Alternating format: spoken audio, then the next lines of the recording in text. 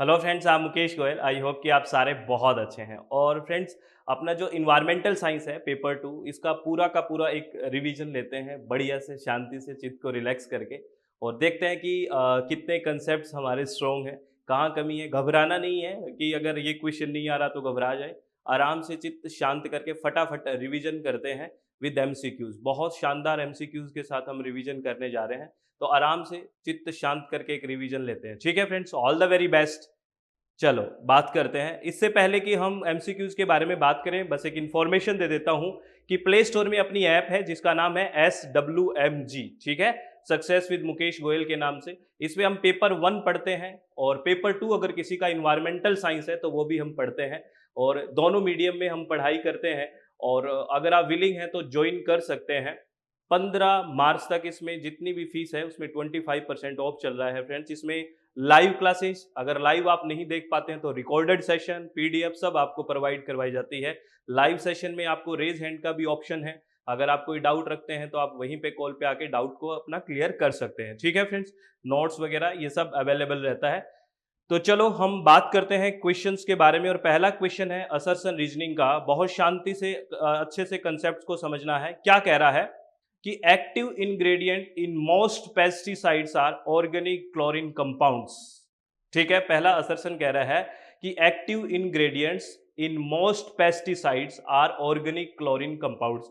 ये जो पेस्टिसाइड्स हैं, जो कीटनाशक हैं, उसके अंदर जो एक्टिव इंग्रेडिएंट है वो ज्यादातर ऑर्गेनिक क्लोरीन कंपाउंड है। ये बिल्कुल सही बात है। इसका रीजन क्या है, क्यों है ऐसा, देखते हैं। ये कह रहा है कि organochlorines have low solubility in water, high solubility in hydrocarbon like environment, and have relatively high toxicity to insects and low toxicity to humans। इसीलिए तो हम यूज करते हैं, क्योंकि वो कीटनाशक है। कीटनाशक के लिए ज्यादा टॉक्सिक हो, इंसेक्ट्स के लिए तो बिल्कुल रीजन भी बिल्कुल ठीक है, असर्शन भी बिल्कुल ठीक है। तो इसका राइट ऑप्शन क्या चला जाएगा? First option is the right answer. ठीक है फ्रेंड्स, इसको आपको ध्यान रखना है। और इससे देखो, डायरेक्ट क्वेश्चन ना पढ़े एकदम आपको दिखे, लेकिन ये कंसेप्ट आपको कहीं ना कहीं दिख जाएगा कि अच्छा, इस कंसेप्ट से कोई स्टेटमेंट का क्वेश्चन बन गया, कुछ और ऑप्शन से डाल के क्वेश्चन बन गया। तो ऐसे कंसेप्ट को समझने हर एक क्वेश्चन के। ठीक है, चलो बहुत बढ़िया। नेक्स्ट क्वेश्चन क्या कह रहा है? The sum of diffused and direct solar radiation is called. आपको पूछा है कि जो सन रेडिएशन आता है उसका अगर टोटल कर दें, किस किस का, डिफ्यूज्ड का और डायरेक्ट सोलर रेडिएशन का, तो उसको क्या बोलेंगे? इसको एकदम याद रखना, उसको बोलते हैं ग्लोबल सोलर रेडिएशन। क्या बोलते हैं? ग्लोबल सोलर रेडिएशन बोलते हैं फ्रेंड्स। ठीक है, चलो बहुत बढ़िया। चलो फटाफट, है ना, आगे कह रहा है continuity equation express the law of conservation of. जो कॉन्टिन्यूटी इक्वेशन है वो किसके कंजर्वेशन की बात करता है? आपको पता है वो मास यानी कि द्रव्यमान के कंजर्वेशन की बात करता है। और मैं आपको वो अगर इक्वेशन शो करवाऊं तो देख लो, इक्वेशन ये है। वो क्या है ये देखो, पर unit volume the sum of all masses flowing in and out per unit of time must be equal to the change of mass due to change in density per unit of volume। यानी कि मास इन और out equal to क्या है? जो density के अंदर change है ना, पर यूनिट ऑफ टाइम, उसके इक्वल है। तो ये किसके कंजर्वेशन की बात करता है? मास के कंजर्वेशन की बात करता है। इसको याद रखना है। ठीक है फ्रेंड्स, चलो बहुत बढ़िया। नेक्स्ट क्वेश्चन क्या कहता है? बहुत शानदार क्वेश्चन है। कह रहा है कि national ambient air quality standard typically include following components. जैसे दो नेशनल एयर क्वालिटी इंडेक्स हम देखते हैं, जो CPCB central pollution control board जारी करता है, वो क्या, कौन से कंपोनेंट्स है वो इंक्लूड करती है बेसिकली। ये बहुत ऑप्शन जो बनाए गए हैं बहुत ही कंफ्यूजिंग बनाए गए हैं। कह रहा है कि maximum and minimum pollutant level, adjustment of pollutants, ऐसा कुछ नहीं। Abatement strategies, non attainment penalties नहीं। Ambient temperature, size distribution and relative humidity नहीं।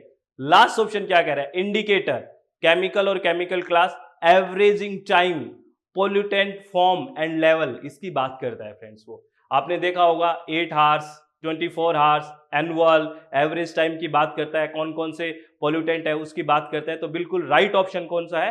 Fourth option is the right answer. ठीक है, बड़ा अच्छा क्वेश्चन है ये। और अगर इसकी टेबल मैं आपको दिखा दूं, जैसे ये जो national ambient air quality standards हैं, और ये भी आप याद कर लेना, आपको पूछ लेते हैं कि एनुअल कितना है और 24 आवर्स कितना है, ये पूछ लेते हैं। जैसे पार्टिकुलेट मैटर 2.5 और पार्टिकुलेट मैटर 10 के बारे में बहुत बार पूछा है, कार्बन मोनोऑक्साइड के बारे में 8 और 1 हार के बारे में आपसे पूछ सकते हैं। तो ये टेबल भी आपको फटाफट याद करना है, एक स्क्रीनशॉट ले लो और स्क्रीनशॉट देख लेना। और हाँ, इसके पूरे क्वेश्चन की जो मैं पीडीएफ है ना, वो अपना टेलीग्राम जो लिंक है, टेलीग्राम चैनल है जिसका नाम है SWMG UGC net, SWMG UGC net के नाम से जो टेलीग्राम है वहां पे मैं शेयर कर दूंगा आपको। अगर वहां पे देखना है तो आप डाउनलोड कर लेना आफ्टर दिस लेक्चर, ठीक है। चलो बहुत बढ़िया। नेक्स्ट क्या कह रहा है, ये बड़ा अच्छा क्वेश्चन है। कह रहा है the individual plant population have following characteristics, है ना। Individual plant population have following group characteristics. पहला है डेंसिटी, दूसरा है एज, तीसरा है रेशियो, चौथा है नेटिलिटी और पांचवा है डोमिनेंस। तो इसके बारे में पूछा है, तो कौन से ऑप्शन आएंगे आप इस बारे में एक बार देखिए, बड़ा शानदार क्वेश्चन है। Individual plant population have following group characteristic, कौन कौन सा आएगा, डेंसिटी, एज। इसके अंदर देखो डोमिनेंस है वो तो नहीं आएगा, डोमिनेंस नहीं आएगा। कारण क्या है, इंडिविजुअल प्लांट पॉपुलेशन की बात कर रहा है फ्रेंड्स, ये इंडिविजुअल प्लांट पॉपुलेशन की बात कर रहा है। मतलब एक तरह से एक ही इंडिविजुअल प्लांट जो पॉपुलेशन है उसमें कौन कौन सी कैरेक्टरिस्टिक्स है। तो डोमिनेंस को आप हटा सकते हो, अगर डोमिनेंस को हटाते हो तो ई हटेगा, और ई हटेगा तो ऑप्शन कौन सा बचेगा, ए ही बचेगा, दैट इज ए, बी और सी और डी। तो राइट ऑप्शन, ये फर्स्ट ऑप्शन है वो राइट आंसर हो गया, ए, बी, सी और डी। डोमिनेंस इसमें नहीं आएगा, ठीक है।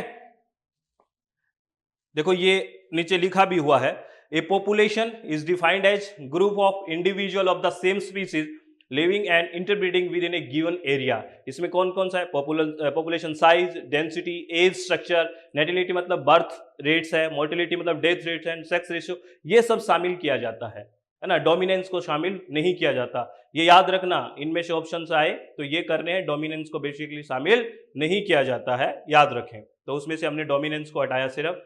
उसके बाद ये एक न्यूमेरिकल है फ्रेंड्स, कह रहा है कि what will be the concentration of 40 ppb SO2, है ना, बिलियन में दिया हुआ है, पार्ट्स पर बिलियन, SO2 का 40 दिया हुआ है, वो कितना होगा microgram per unit, microgram per metre cube में।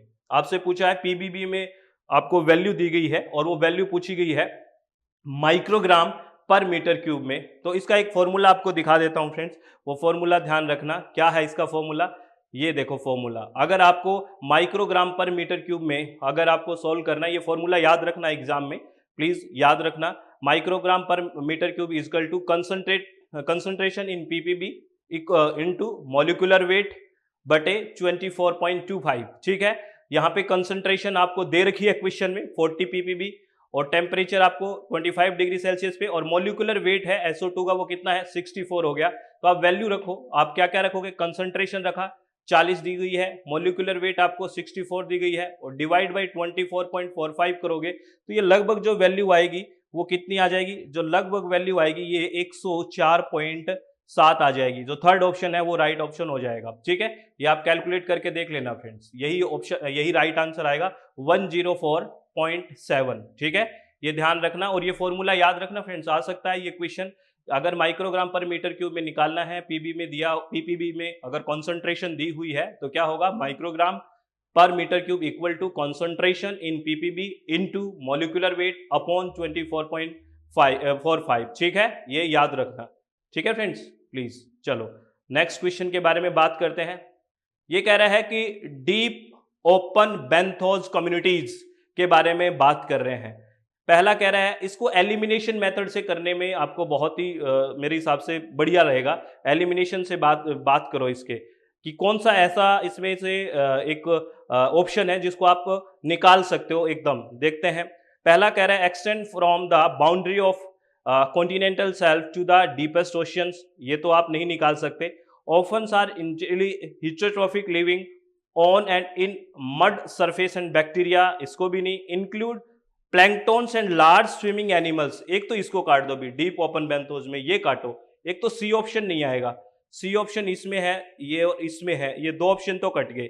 और देखो are nutrient rich water supporting growth of organism, ई भी नहीं आएगा, ई भी नहीं आएगा। ये दो एलिमिनेट करो, किसके बारे में? डीप ओपन बेंथोस कम्युनिटीज के बारे में। अगर ये ई भी आप एलिमिनेट कर देते हो तो ई यहां से गया, कौन सा ऑप्शन बच गया? A B D is the right answer. कौन सा राइट आंसर हो गया? थर्ड है ए बी डी। बड़ा अच्छा क्वेश्चन है, ऐसे क्वेश्चन थोड़ा कंफ्यूज कर देते हैं फ्रेंड्स, तो एलिमिनेशन मेथड ही इसके काम आता है, ठीक है ना। A B D is the right answer, ये ध्यान रखना है फ्रेंड्स, ठीक है। अब आगे पूछा है, ये पैरामेट्रिक और नॉन पैरामेट्रिक टेस्ट के बारे में भी आपसे क्वेश्चन पूछ लेते हैं। Which of the following are parametric test? आपको पूछा है कि पैरामेट्रिक टेस्ट कौन कौन से हैं।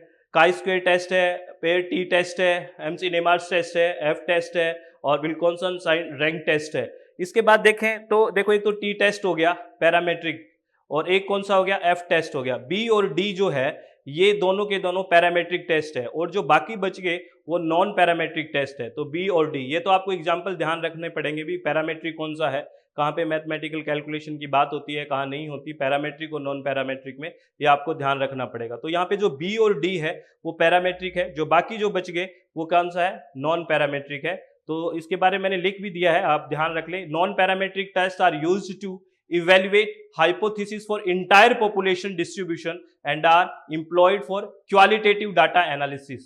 नॉन जो पैरामेट्रिक किसकी बात करता है? क्वालिटेटिव डाटा एनालिसिस, ठीक है ना, याद रखना। It requires no assumption for the data to have a normal distribution.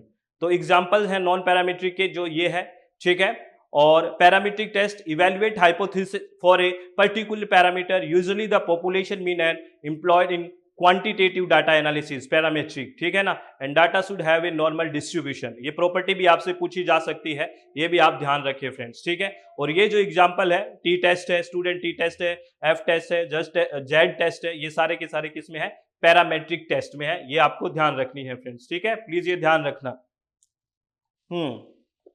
आगे बात करें, नेक्स्ट क्वेश्चन है, the coefficient of variation can be measured by. The coefficient of variation कैसे मेजर करते हैं? तो ये तो सीधा सा पता है, standard deviation upon mean into 100, ये वाला हो गया, ये तो फॉर्मूला ही पता होना चाहिए। तो बहुत बेसिक सा क्वेश्चन पूछा गया 2022 में, standard deviation upon mean into 100 is the coefficient of variation, ठीक है ना। बिल्कुल सिंपल क्वेश्चन है, ये असर्शन रीजनिंग का क्वेश्चन है, ये बहुत अच्छा क्वेश्चन है, सोचो बहुत बार आपने पढ़ा होगा, बहुत सिंपल क्वेश्चन है।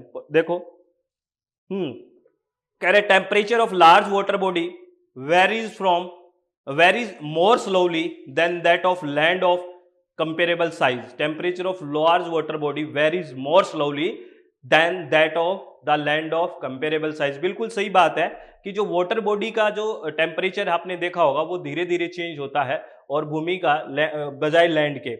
आपने देखा होगा जो राजस्थान की जो नाइट है वो बहुत ठंडी होती है, बिकॉज वहाँ पे बालू रेत वगैरह होती है, क्योंकि लैंड जो होती है वो जितनी जल्दी गर्म होती है उतनी ही ज़्यादा ठंडी होती है। तो बिल्कुल बात है, सही है कि temperature of large water body varies more slowly than that of the land of comparable size, ठीक है। कारण क्या है इसके पीछे? Specific heat of water is high about 5 times of soil. बिल्कुल सही बात है, क्योंकि स्पेसिफिक वो जो हीट होती है वाटर की वो बहुत हाई होती है, लगभग 5 गुना। तो ए भी ठीक है, आर भी ठीक है, और आर करेक्ट एक्सप्लेनेशन है ए का। तो first option is the right answer. समझ में आ गई बात? चलो बहुत बढ़िया। आगे बात करते हैं। आगे बात करते हैं किसके बारे में? टाइप 2 एरर के बारे में। विच of the following is an example of type 2 error? Type 1 और टाइप 2 एरर में बड़ा कंफ्यूजन रहता है फ्रेंड्स। तो टाइप 2 एरर के बारे में एक क्वेश्चन है, जब हाइपोथेसिस की बात होती है ना, जो परिकल्पना की बात होती है, नल हाइपोथेसिस होती है, अल्टरनेटिव हाइपोथेसिस होती है, जब एरर की बात होती है टाइप 1 और टाइप 2 एरर, तो पहला ऑप्शन क्या? टाइप 2 के बारे में एक क्वेश्चन है, पहला कह रहा है probability of not rejecting null hypothesis when it is actually false. ये कह रहा है कि जो नल हाइपोथेसिस है H0 वो एक्चुअली में फॉल्स है। एक्चुअली में क्या है? फॉल्स है, लेकिन हमने रिजेक्ट नहीं किया है।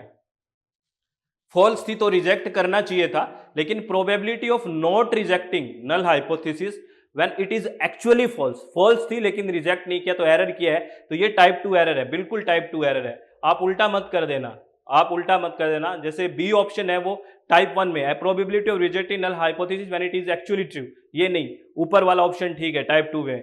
और कौन सा ऑप्शन है? When a drug is actually effective but declared as not effective. बिल्कुल, यानी कि यहाँ पे नल हाइपोथेसिस देखो, नल हाइपोथेसिस कहता है कि नो डिफरेंस की बात करता है, कोई भी डिफरेंस नहीं होना चाहिए, ये बात करता है, नो डिफरेंस की बात करता है। तो यही कह रहा है कि when a drug is actually effective, drug actually effective थी but declared as not effective, यानी कि यहाँ पे एक तरह से नल हाइपोथेसिस डिस्प्रूव हो रही थी लेकिन आपने उसको डिस्प्रूव नहीं किया, फॉल्स थी लेकिन आपने उसको रिजेक्ट नहीं किया। तो ये एक तरह से सी इसके एकदम कंपेरेटिवली ठीक लग रहा है। तो ए और सी इज द राइट आंसर, दो ही चूज करने हैं, तो third option is the right answer. ये बड़ा कंफ्यूजिंग होता है, आगे मैंने लिख भी दिया है फ्रेंड्स, ये ध्यान रखना, प्लीज ध्यान रखना। आप इसको ड्रग्स वाला समझ गए ना, ये ड्रग्स क्या कह रहा है, क्या कहने का मतलब यहाँ पे क्या है, ड्रग एक्चुअली इफेक्टिव है, यानी कि यहाँ पे कहीं जब हम ड्रग्स को दे रहे हैं तो कहीं ना कहीं चीजें वेरी हो रही है, इफेक्टिव है, इसका मतलब तो यही हो रहा है, ठीक है। But declared as non effective, लेकिन डिक्लेयर उसको नॉन इफेक्टिव किया, तो त्रुटि की गई है, तो ये कौन सा एरर है, टाइप 2 एरर है। तो ए और सी है वो टाइप 2 एरर है। जैसे मैंने यहाँ पे लिख भी दिया है, type 1 error occur when an investigator reject a null hypothesis that is actually true. Null hypothesis अगर एक्चुअली ट्रू हो और उसको रिजेक्ट कर दे तो वो होती है टाइप 1 एरर। लेकिन टाइप 2 कैसे है, जब investigator fails to reject a null hypothesis that actually false, जब एक्चुअली में फॉल्स थी लेकिन उसको रिजेक्ट नहीं किया, दैट इज टाइप 2 एरर। तो यही आपसे क्वेश्चन में पूछा था, ठीक है ना। Next question, the boundary between fresh and salty ground water along shore line is determined by. ये बड़ा अच्छा क्वेश्चन है। The boundary between fresh and salty ground water along shore line is determined by recharge and discharge in fresh water aquifer. ठीक है, बड़ा अच्छा question है, direct option है ये तो, ठीक है। लेकिन ये अगर कंफ्यूज कर देता है कई बार, फ्रेश वाटर है ना, सोल्टी ग्राउंड वाटर, दिमाग खराब कर देता है, लेकिन ये बिल्कुल सीधा ऑप्शन है इसका, recharge and discharge in fresh water aquifer, ठीक है। नेक्स्ट क्वेश्चन की बात करते हैं फ्रेंड्स, ये क्या कह रहा है, a financial mechanism through which developing countries would be rewarded for emission reduction achieved by taking action to reduce deforestation and forest degradation refers to. अब आपको पता है ये एक फाइनेंशियल मैकेनिज्म है through which developing countries would be reward किया जाएगा उनको for emission reduction achieved by taking action to reduce deforestation and forested degradation, यानी कि इसने एक्शन लिया है कि वो कम से कम डिफॉरेस्टेशन करेंगे, फॉरेस्ट डिग्रेडेशन को रिड्यूस करेंगे और इससे उनको क्या होगा, एक तरह से इमिशन रिडक्शन करेंगे। लेकिन अब इसका ऑप्शन पूछा है किसको रेफर करता है, रेफर टू। अगर कई बार दिमाग में ऑप्शन आएगा इसका क्लीन डेवलपमेंट मैकेनिज्म, ये सीडीएम नहीं है, बेसिकली आता है वो क्लीन डेवलपमेंट मैकेनिज्म, ये है कि क्रेडिट कमाने वाले और वो वाली बात है फ्रेंड्स। इसका ऑप्शन है ग्लोबल फॉरेस्ट कार्बन मैकेनिज्म।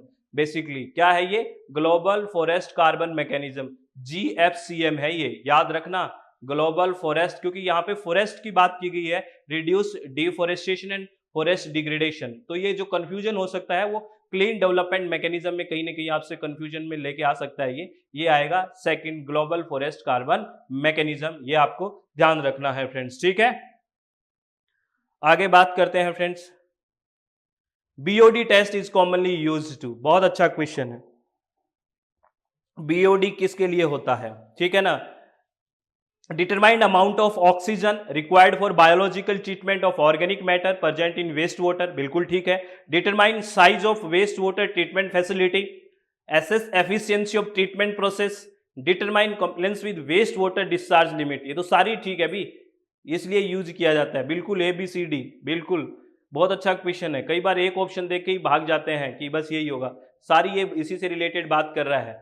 किसकी बात कर रहा है कि एक्सेस एफिशिएंसी की बात कर रहा है, वेस्ट वाटर की जो फैसिलिटी है, साइज डिटरमाइन कर रहा है, बिल्कुल ठीक है, क्योंकि ये बेसिकली क्या है, ऑक्सीजन डिमांड की बात कर रहा है, बायोकेमिकल ऑक्सीजन डिमांड, तो इसलिए यूज किया जाता है सब कुछ वाटर को देखने के लिए कि कितनी उसकी ऑक्सीजन डिमांड है, कितना उसमें ऑर्गेनिक पॉल्यूटेंट है, तो ये सारे ही आ गया उसमें, तो कोई दिक्कत ही नहीं है। A, B, C और D is the right option, ठीक है।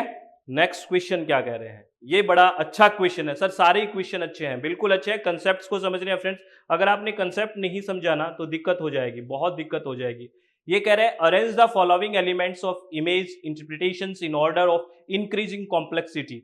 आपको ये कह रहे हैं जैसे हम सैटेलाइट वगैरह से कोई इमेज लेते हैं तो कॉम्प्लेक्सिटी किस बढ़ते हुए जाएगी, कौन सी चीज में बढ़ती हुई जाएगी, कॉम्प्लेक्सिटी बढ़ानी है। सबसे मतलब कॉम्प्लेक्सिटी बढ़ती हुई जाएगी, जटिलता। तो सबसे इजी से कॉम्प्लेक्स की तरफ जाना है। देखो इसमें सबसे अगर कॉम्प्लेक्स की बात करें ना तो सिचुएशन को डिसाइड देखना सबसे कॉम्प्लेक्स है, भी कॉम्प्लेक्सिटी सबसे हाईएस्ट यहाँ है, तो सी सबसे ऊपर आएगा। तो सी एक तो ऑप्शन ए इसमें है, सेकंड में, एक डी में है। चलो अब देखते हैं, ये दोनों ऑप्शन तो ऊपर वाले तो कट ही गए, एक और तीन तो कट गया। और सबसे इजी है लोकेशन, सबसे इजी लोकेशन। तो लोकेशन से सिचुएशन तक जाएंगे, ये कॉम्प्लेक्सिटी बढ़ती जाएगी। तो देखो कौन सा है इसका राइट आंसर, सेकंड आ गया, A B E D C. Location, tone या टोन, उसके बाद टेक्सचर, उसके बाद पैटर्न और उसके बाद सिचुएशन, ये कॉम्प्लेक्सिटी का बढ़ता हुआ है। मैं आपको एक डायग्राम दिखा देता हूं फ्रेंड्स, वो याद रखना है, बहुत इंपॉर्टेंट है वो डायग्राम, भूल मत जाना, क्योंकि ये आपसे किसी साइंटिस्ट के तौर पे पूछा जा सकता है कि ये किसने दिया, या वो दूसरे कुछ शब्दों को यूज करके भी पूछ सकते हैं फ्रेंड्स। ये शब्द भी आपको याद रखने हैं, ये शब्द भी आपको याद रखने हैं। कौन कौन से, ये देखो, ये देखना, image interpretation employ a combination of the following elements. ये है देखो, location, tone, size, shape, texture, association, shadow, site, pattern, situation. ऐसे चलते जाएंगे वैसे वैसे कॉम्प्लेक्सिटी है, जटिलता है, वो फ्रेंड्स क्या होती जाएगी, जटिलता बढ़ती चली जाएगी। जटिलता क्या होती जाएगी, बढ़ती चली जाएगी, याद रखना। और ऐसे जैसे 9 इमेज इंटरप्रिटेशन एलिमेंट प्रपोज किए गए थे, किसके द्वारा, चार्ल्स वॉल्सन के द्वारा 1960 में। और ये कौन कौन से, टोन, कलर से लेके देखो साइट और एसोसिएशन, यहां से ऊपर से नीचे जाओगे ये कॉम्प्लेक्सिटी बढ़ती हुई जा रही है।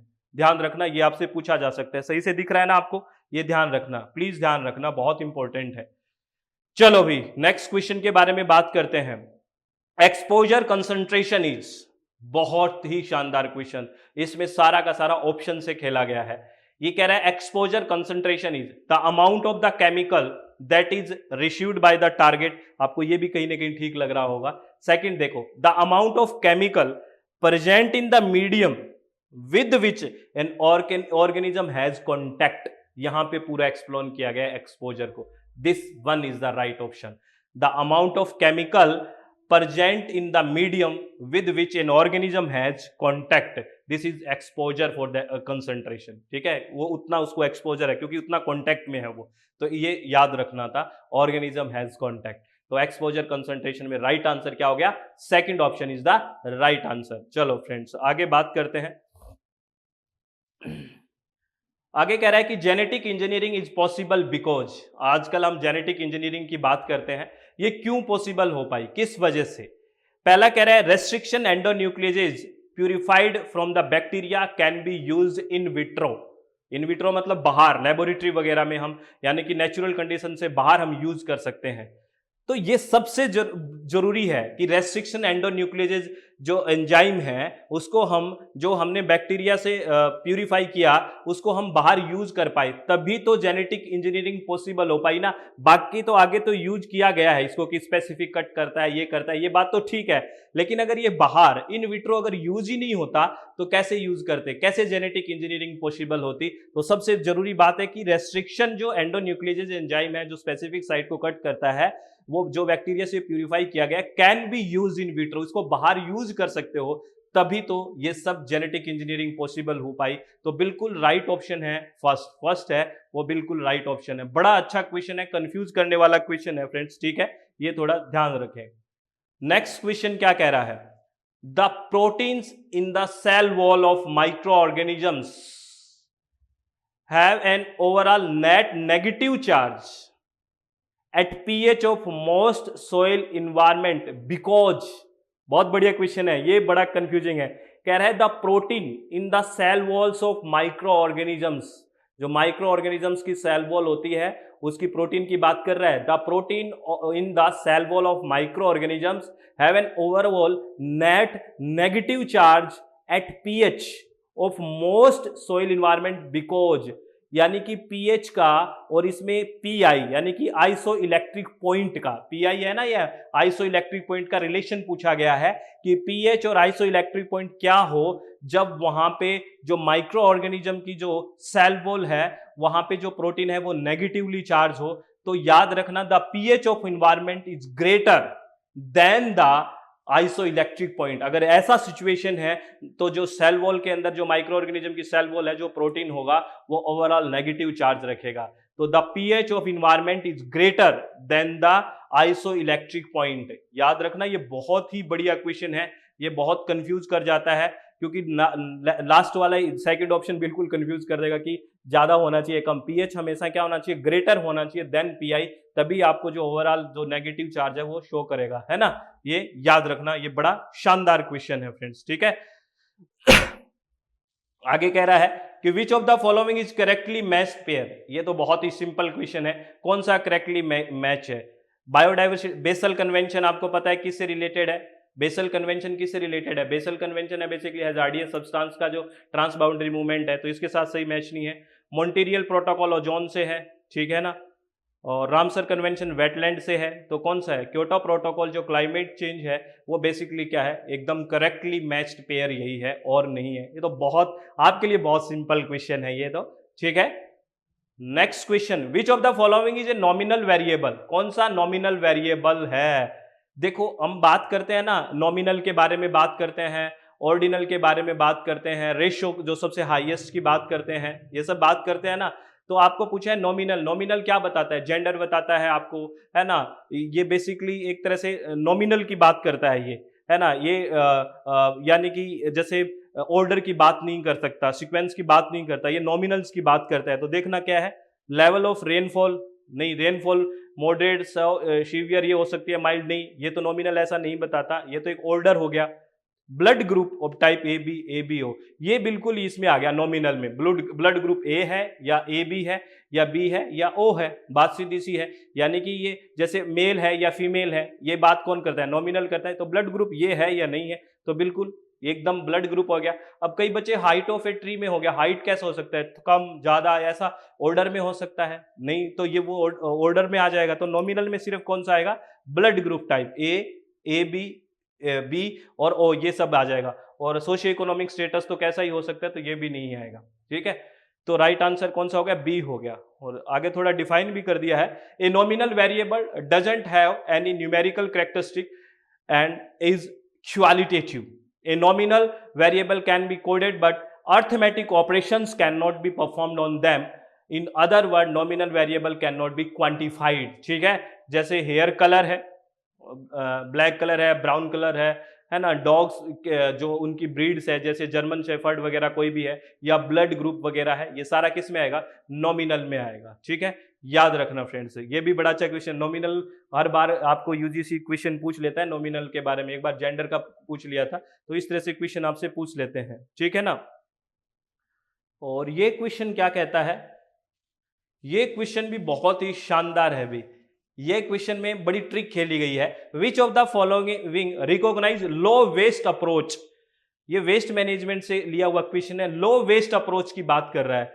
तो लो वेस्ट अप्रोच है, यानी कि वेस्ट को आपको जनरेट ही नहीं होने देना। तो इसमें कौन, इसको एलिमिनेशन मेथड से एक बार में ही कर सकते हो। वेस्ट मैनेजमेंट नहीं आएगा, वेस्ट मैनेजमेंट तो वेस्ट हो गया, उसके बाद वेस्ट आ गया, उसके बाद मैनेज करोगे ना। ये लो वेस्ट अप्रोच है, यानी कि वेस्ट को आने ही नहीं देना। तो वेस्ट मैनेजमेंट तो बाद में करोगे ना, तो इसको तो निकाल ही दो, सी को निकाल दो। और सी को निकाल देते हो तो लगभग सारे ऑप्शन निकल गए, एक ऑप्शन बच गया बी, बी डी ई। देखो कितना बढ़िया क्वेश्चन था। और बेसिकली हम इसको निकालेंगे नहीं, एग्जाम में हम इसको शामिल ही कर लेते वेस्ट मैनेजमेंट को। ये लो वेस्ट अप्रोच कह रहा है कि सोर्स पे रिडक्शन करने की बात कर रहा है फ्रेंड्स ये। लेकिन वेस्ट मैनेजमेंट कब करेंगे, एक तरह से बेसिकली वेस्ट आ गया उसको मैनेज करने के बारे में बात कर रहे हैं, जैसे जनरेट हो गया, लेकिन ये सोर्स पे रिडक्शन की बात कर रहा है।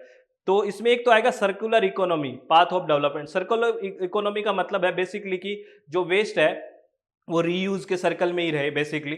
तो एक तो ये आएगा सर्कुलर, एक वेस्ट को जो रिडक्शन ही कर दो, एक प्राइमरी पॉल्यूशन एंड वेस्ट को प्रिवेंट करना, प्रिवेंशन करना। तो बी डी और E is the right option.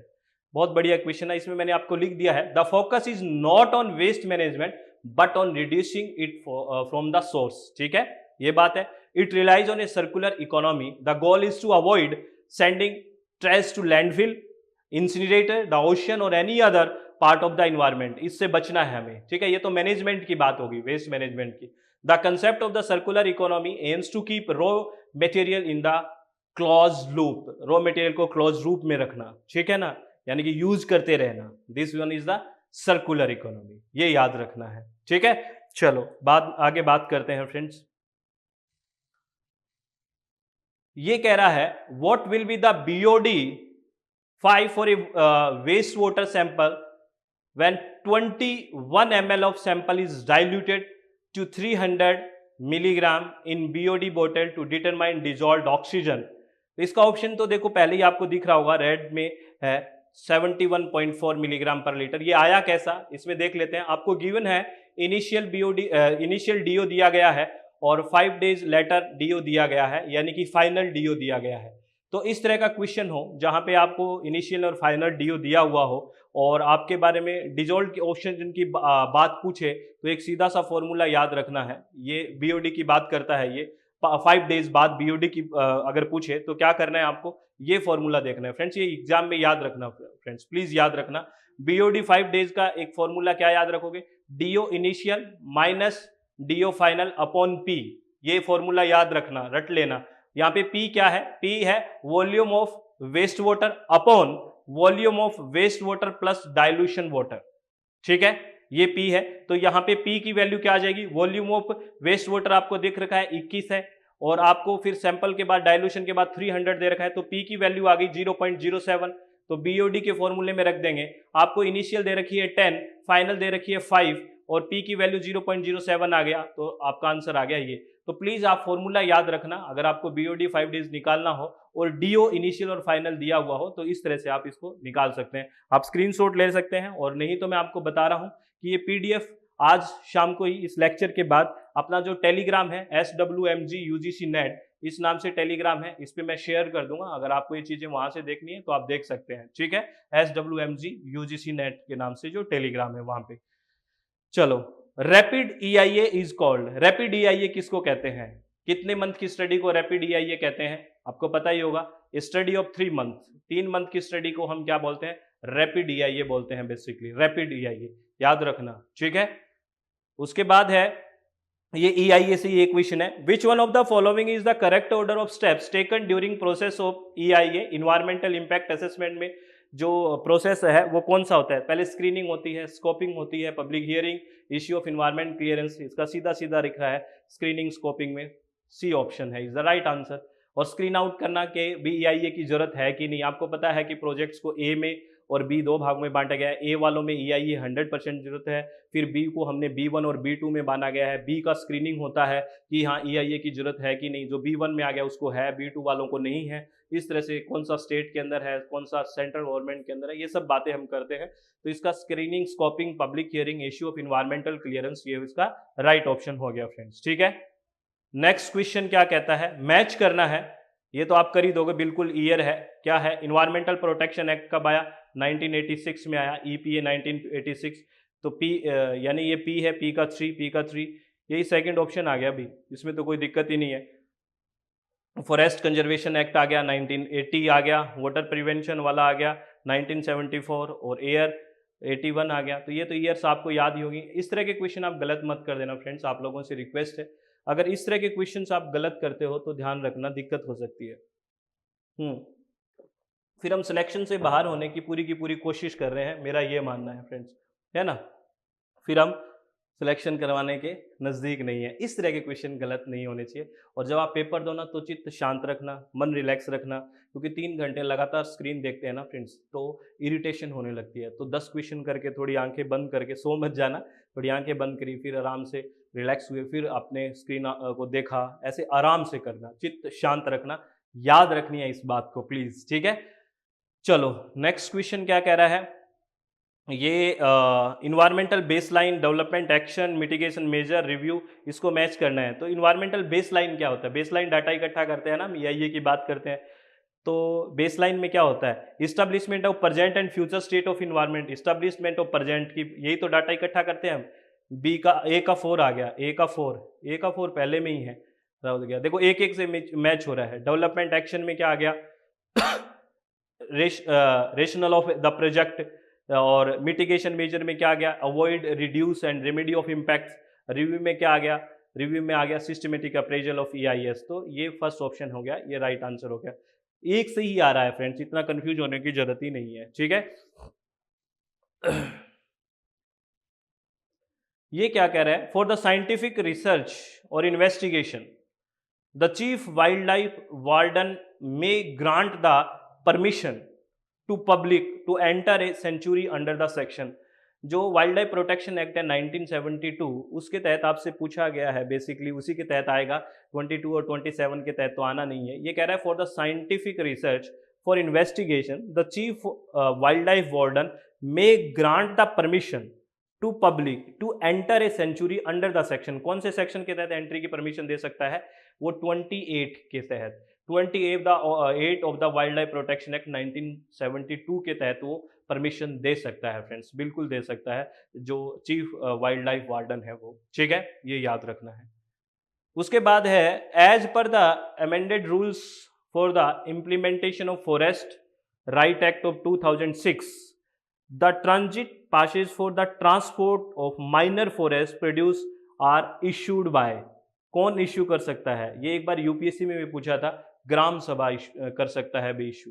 ये ग्राम सभा को अधिकार दिया गया है, बिल्कुल ग्राम सभा। ये एकदम से दिमाग में आता है नहीं, फॉरेस्ट डिपार्टमेंट आ जाएगा और कोई डिपार्टमेंट आ जाएगा, ग्राम सभा है इसका आंसर, ध्यान रखना, बहुत अच्छा क्वेश्चन है। ठीक है, नेक्स्ट क्वेश्चन कह रहा है ecologically sensitive and important areas, breeding and swamping grounds of marine life etc. are categorized in coastal regulation zone। जो CRZ जोन है, जो 4 भाग में बांट देते हैं हम, है ना, बेसिकली, और वो आपको पता है इसमें 1 2 3 4 CRZ बांटा गया है और हर एक की बात की गई है। तो इसमें इकोलॉजिकल सेंसिटिव आपको जोन पूछा गया है, कौन सी में आता है? तो CRZ1 है, वो इकोलॉजिकली सेंसिटिव है। ये चारों के बारे में हम बात करते हैं ना, कि कहाँ पे आपको डेवलपमेंट एरिया है, कहाँ पे नो डेवलपमेंट जोन है, कौन सा सेंसिटिव है। सेंसिटिव तो CRZ1 है। तो चारों के बारे में हमें मैच करना भी आ सकता है, पता होना चाहिए। तो इकोलॉजिकली सेंसिटिव कौन सा है? CRZ1 है, ये आपको ध्यान रखना है फ्रेंड्स। ठीक है, चलो बहुत बढ़िया। ये कह रहा है with increase in temperature the specific conductivity of water. अगर टेम्परेचर बढ़ता है तो स्पेसिफिक कंडक्टिविटी है वाटर की, वो क्या होगी? वो भी इंक्रीज होगी। अगर आपको टेम्परेचर बढ़ा रहे हो तो स्पेसिफिक कंडक्टिविटी क्योंकि बढ़ेगी, डिसोसिएशन होगा तो कंडक्टिविटी तो बढ़ेगी बढ़ेगी, तो कंडक्टिविटी इंक्रीज होगी, इसमें कोई दिक्कत नहीं है। ठीक है, आगे कह रहा है एक क्वेश्चन देखो, a student prepare a calibration curve by measuring the absorbance of 5 standard solution of a compound at 300 nm. A cuvette with a path length of 5 centimeter was used in the spectrophotometer. The slope of the curve was 3 mole minus 1 है, 3 liter mole minus 1. The molar absorptivity of the compound is। ये basically question है, आपने bears law के बारे में बात सुनी होगी, लैम्बर्ट्स बियर लॉ की हम बात करते हैं, वहाँ से है। वहाँ से अगर क्योंकि एब्जॉर्बेंस होता है, आपको पता है प्रोपोर्शनल टू कंसंट्रेशन और लेंथ के होता है, और अगर हम प्रोपोर्शनल का अगर हटाएं और बराबर का लगाएं तो ये आ जाएगा मोलर एब्जॉर्बिविटी, इसको बोलते हैं, और ये CL। और आपको इसका ये ही याद करना है, मोलर एब्जॉर्बिविटी ही इस क्वेश्चन में आपको याद करनी है। तो बेसिकली, और दूसरी चीज इसमें स्लोप दिया हुआ है, देखो अगर इस क्वेश्चन में बात करोगे ना, पाथ लेंथ भी दे रखी है, स्लोप दिया हुआ है, तो स्लोप वाले से ही ये क्वेश्चन सोल्व होगा, स्लोप से होगा ये क्वेश्चन। इस फॉर्मूले को स्लोप वाले में बदलना पड़ेगा। बेसिकली मैंने इसको आपको आगे सॉल्यूशन कर दिया है फ्रेंड्स, देखो ऐसे करना है इसको। बियर लॉ आपको पता है ये है, ठीक है ना, ये, और फिर आपने मोलर एब्जॉर्बिविटी की ये याद करनी है, A/CL हो गया, सीधा सा है ना, A/CL, इसी को किया है। अगर हम बात करें एब्जॉर्बेंस और कंसंट्रेशन में कर्व बनाए हम, है ना, अगर ये ग्राफिकल रिप्रेजेंटेशन करें तो जैसे कंसंट्रेशन बढ़ती है, एब्जॉर्बेंस बढ़ती है, तो ये जो है ये स्लोप है, ये स्लोप है। स्लोप क्या होता है? Basically y axis upon x axis होता है, तो y अपॉन x स्लोप हो गया, यानी कि A/C हो गया, वो हो गया स्लोप हो गया। और A/C स्लोप आपको दिया हुआ है क्वेश्चन में, अब हो जाएगा। अब बेसिकली कैसे हो जाएगा? स्लोप आपको क्या है? A/C है, ठीक है, और हमें पता है A इक्वल टू, अभी फॉर्मूला पता है ना कि A प्रोपोर्शनल टू कंसंट्रेशन और लेंथ के होता है, और वैसे ही हमने ये अभी फॉर्मूला पढ़ा था, अगर हम प्रोपोर्शनल टू का बराबर का लगाते हैं तो मोलर एब्जॉर्बिविटी आती है, और इसके इक्वल टू ये आ जाता है, ठीक है। अगर हम दोनों तरफ L का इंटू कर दें, L का इंटू कर दो इधर और इधर, देखना बेसिक सी बात है, एस का इसका L का इंटू करा, इसका L से L कट गया, तो ये जो मोलर एब्जॉर्बिलिटी है इसके इक्वल टू क्या आ गया, A/C आ गया, ठीक है, यानी कि ये एल और है ना इसके साथ इंटू, तो बेसिकली ये फॉर्मूला आ गया मोलर एब्जॉर्बिलिटी एल इंटू A/C, और ये है आपको पता ही है कितना दे रखा है, ये 300 दिया हुआ है ना, आपने देखा होगा। तो अब इससे हम याद कर सकते हैं ये, क्योंकि इसके इक्वल टू आपको मिल गया ये, अब स्लोप आपको 300 दिया हुआ है, यानी कि A/C आपको दिया हुआ है, और ये फॉर्मूला आ गया। तो A/C की आपने वैल्यू रख दी 300, ये आपको याद करना है। लेंथ क्वेश्चन में 500 दे रखी है, इसको इधर ले जाओ फ्रेंड्स, तो 300/5 आ जाएगा, 60 आ जाएगा। आ गया ना, कोई कंफ्यूजन तो नहीं हो गया ना, प्लीज बता देना फ्रेंड्स। बेसिकली हमें सिर्फ एब्जॉर्बेंस वाला एग्जाम्पल वो फॉर्मूला लगाना है ना, कंसंट्रेशन और लेंथ वाला। अगर हम प्रोपोर्शनल का हटाते हैं एग्जाम्पल, वो साइन हटाते हैं तो बराबर का आ गया, तो मोलर एब्जॉर्बिलिटी आ गई, और सीधा सा हमें स्लोप पता है y/x एक्सिस हो गया, y पे एब्जॉर्बेंस है और x एक्सिस से कंसंट्रेशन है, A/C बन गया स्लोप, और हमने सीधे L से इधर इंटू इसलिए करा कि हमें A/C की वैल्यू मिल जाए और उसके अंदर कहीं ना कहीं हमें मोलर एब्जॉर्बिलिटी भी मिल जाए। तो ये हमने L का एग्जाम्पल करा, तो यहाँ पे हमें मोलर एब्जॉर्बिलिटी इंटू L के बराबर ये मिल गया, और हमने वैल्यूज को पुट कर दिया, सीधा का सीधा 60 ऑप्शन आ गया। देख लेना एक बार रोके, बिल्कुल बेसिक सा क्वेश्चन है, इसमें क्वेश्चन में गलत मत कराना फ्रेंड्स प्लीज, ठीक है। ये देखो 60 ऑप्शन है ना इसमें, ये रहा, fourth option is the right answer, ठीक है फ्रेंड्स। चलो बहुत बढ़िया। Next, sodium and potassium in rocks and soil material are generally estimated by, किससे निकालते हैं सोडियम एंड पोटेशियम वगैरह, ये तो फ्लेम फोटोमेट्री से ही करते हैं, पता होगा ये मत गलत कराना ऐसे, इंस्ट्रूमेंटेशन से बेसिक क्वेश्चन है ये बहुत ही, ठीक है, ये तो याद रखना है ना। एल्केलाइन अर्थ मेटल ये सब पढ़ते हैं ना पीरियोडिक टेबल में, कहाँ पे हैवी मेटल्स ये सब पढ़ते हैं कि नहीं पढ़ते, वो टेबल से ही क्वेश्चन है, और आते भी हैं, ऐसे भी पूछ लेते हैं कौन से एल्केलाइन मेटल होते हैं, कौन कौन से एल्केलाइन अर्थ मेटल होते हैं, कौन सा हैवी मेटल है, इस तरह से भी क्वेश्चन आ जाता है। तो पीरियोडिक टेबल को भी थोड़ा देख जाना है। ये कह रहे हैं negatively charge soil particle attract positive ions like calcium and magnesium ion, ठीक है, बिल्कुल सही बात है। The attraction keeps the ion to at soil level of ready availability, बिल्कुल रखते हैं भाई, अगर ये अट्रैक्शन ही ना होगा तो पानी के साथ बह के चले जाएंगे, यही तो अवेलेबल रखते हैं अट्रैक्शन, तो बिल्कुल ठीक बात है, बिल्कुल ठीक बात है, इसमें कोई दोहराई की बात है ही नहीं, बिल्कुल बेसिक बात है। ये क्वेश्चन क्या कह रहे हैं, among the following crops which one is the most important anthropogenic source of both methane and nitrous oxide, कौन सा ऐसा है नीचे क्रॉप जो मीथेन और नाइट्रस ऑक्साइड दोनों का सोर्स रहता है, एंथ्रोपोजेनिक सोर्स। तो इसमें राइस है, पैडी राइस, राइस के जो चावल के खेत है बेसिकली वही तो है। ये यूपीएससी आईईएस में पूछा गया प्री में क्वेश्चन 2022 में फ्रेंड्स, याद रखना, बड़ा अच्छा क्वेश्चन है, आप तो कंफ्यूज नहीं होंगे, बहुत सारा कंफ्यूजन हो जाता है, राइस से है, चावल से। और ये क्या है, ये ऑप्शन बहुत खतरनाक है, ये भी यूपीएससी में पूछा गया क्वेश्चन है। How many pairs given above are correctly match, कितने पेयर है वो करेक्टली मैच है, इसमें देखो होरेका वेटलैंड्स है, ये पंजाब में नहीं है, ये करेक्टली मैच नहीं है भाई, ये जम्मू एंड कश्मीर में है। रेणुका वेटलैंड हिमाचल प्रदेश में है, एक तो ये करेक्टली मैच है। एक जो रुद्र सागर लेक है ये भी त्रिपुरा में है, ये भी करेक्टली मैच है। और सस्तकोटा ये तमिलनाडु में नहीं है, बिल्कुल नहीं है सस्तकोटा। तो ये दो पेयर इसमें बिल्कुल राइट है। तो करेक्टली मैच कितने पेयर है, ओनली 2 पेयर, इसमें ऑप्शन में खेला गया है, समझ में नहीं आया क्या पूछना चाहता है। 2 पेयर है वो करेक्टली इसमें मैच है। इसमें जो ये है सस्तम कोटा है, ये केरला के अंदर है, और the queen of lake is located in 29 kilometre from Kollam, ये याद रखना, जो सस्तम कोटा है ये इसको द क्वीन ऑफ लेक माना जाता है, और ये लार्जेस्ट फ्रेश वाटर लेक है केरला के अंदर, और टूरिस्ट एक्टिविटी के लिए बहुत ही ज़बरदस्त है ये। तो ये सारे देखो आपसे ये पूछ भी लेते हैं कहाँ कौन सा वेटलैंड कहाँ पे है, क्योंकि देखो रामसर कन्वेंशन के तहत इसका कंजर्वेशन किया जाता है, और 75वें जो हमने स्वतंत्रता बनाई है, ईयर्स बनाए हैं 75 साल, तो हमारे देश में 75 टोटल वेटलैंड्स हो चुके हैं फ्रेंड्स, ये भी आपको ध्यान रखना है। 74 वेटलैंड्स है जो रामसर के अंदर है, रामसर कन्वेंशन के अंदर, तो ये भी आपको याद रखने हैं टोटल कितने हैं, ये भी पूछा जा सकता है, और कौन सा कहाँ है ये लिस्ट थोड़ा देखना, क्योंकि ये मैच करने के लिए आ जाता है फ्रेंड्स क्वेश्चन, ठीक है। ये क्या कह रहा है, if rain forest and tropical forest are the lungs of the earth then surely wetland function as its kidney, कह रहा है कि जो रेन फॉरेस्ट और ट्रॉपिकल फॉरेस्ट है वो हमारी पृथ्वी में लंग्स के तौर पे काम करते हैं, फेफड़ों के तौर पे। और जो वेटलैंड्स है वो किडनी की तरह काम करते हैं। क्यों करते हैं? ये बहुत अच्छा क्वेश्चन है, ये भी यूपीएससी ने पूछा, आईएएस के प्री में क्वेश्चन आया। बेसिकली जो वेटलैंड्स में जो एक्वेटिक प्लांट्स है वो हैवी मेटल और एक्सेस न्यूट्रिएंट्स को एब्जॉर्ब करते हैं। हमारी जो किडनी प्यूरीफाई का काम करती है वो भी यही काम करते हैं। तो ये बिल्कुल ये राइट ऑप्शन ये डी है भाई। Aquatic plants absorb heavy metal and excess nutrients. जैसे हमारी किडनी काम करती है वैसे ही हमारे पृथ्वी के लिए ये एज ए किडनी काम करते हैं। कौन? वेटलैंड्स। इसलिए इनको बचाने की बात है, ध्यान रखना। ये आगे क्या क्वेश्चन है, ये भी बहुत शानदार क्वेश्चन है। ये डब्ल्यूएचओ से पूछा है।